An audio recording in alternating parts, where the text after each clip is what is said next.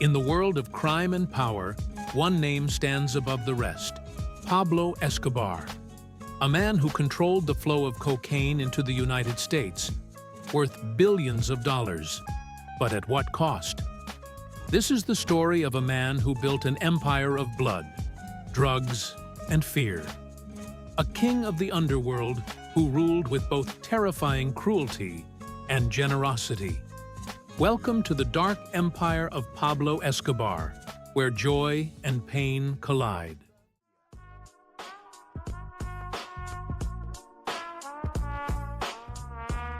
Pablo Emilio Escobar Gaviria was born in 1949 in a humble family in rural Colombia. But his ambitions would lead him far from the simple life. In the late 1970s, Pablo found his true calling: cocaine. At the time, the demand for cocaine in the U.S. was exploding, and Escobar was determined to capitalize on it. Pablo's empire began with simple smuggling, but quickly escalated into an international operation. He created an intricate network of supply lines from Colombia to Miami. By the 1980s, Escobar controlled 80% of the world's cocaine trade, raking in an estimated $70 million per day. La rencontre est un scoop mondial, la première fois qu'un journaliste étranger filme le narcotrafiquant. Pablo Escobar va en profiter pour justifier son business. Don Pablo Escobar. Don Pablo Escobar.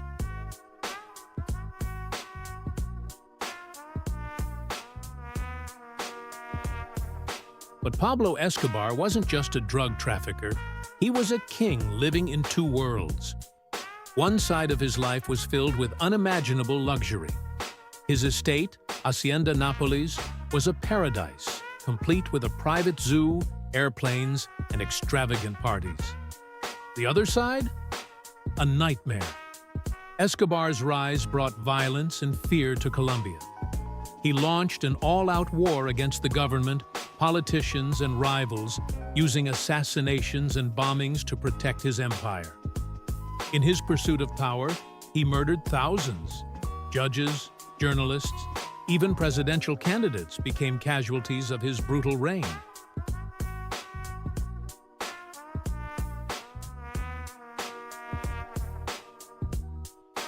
Escobar didn't just want wealth, he wanted control.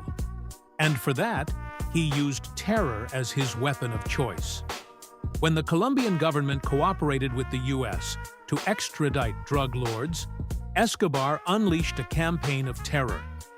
Car bombs rocked the streets, entire neighborhoods were destroyed, and an entire nation lived in fear.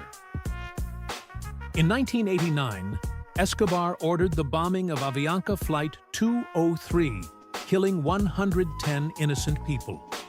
His message was clear: cross me, and there will be no escape. Fear was his currency.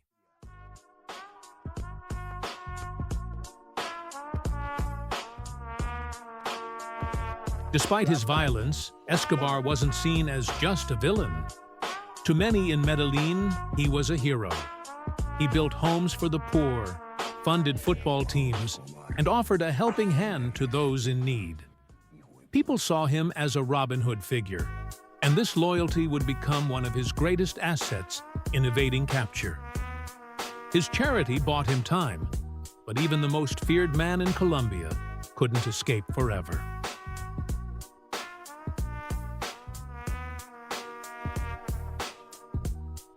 Escobar's downfall began with a bold move. He offered to surrender in exchange for a prison of his own design, La Catedral. But it wasn't just a prison, it was a palace. However, the violence outside didn't stop. When the government realized Escobar was still controlling his empire from inside, they moved to take him down. In 1993, after a relentless manhunt, the government finally cornered Escobar. On the rooftops of Medellin, the drug lord who once ruled with fear was shot dead, ending an era of bloodshed. But his legacy it would haunt Colombia for years to come.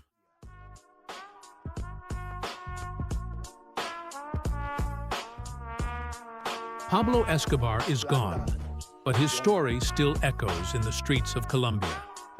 His empire of drugs and terror shaped the nation's history, leaving scars that will never fully heal. Escobar's name is now synonymous with power, cruelty, and wealth, but also with a nation's deep pain and resilience. This is the legacy of Pablo Escobar, a man who conquered the underworld, but in the end, could not conquer himself. Thank you for watching this documentary on Pablo Escobar, presented by Timeless Truths.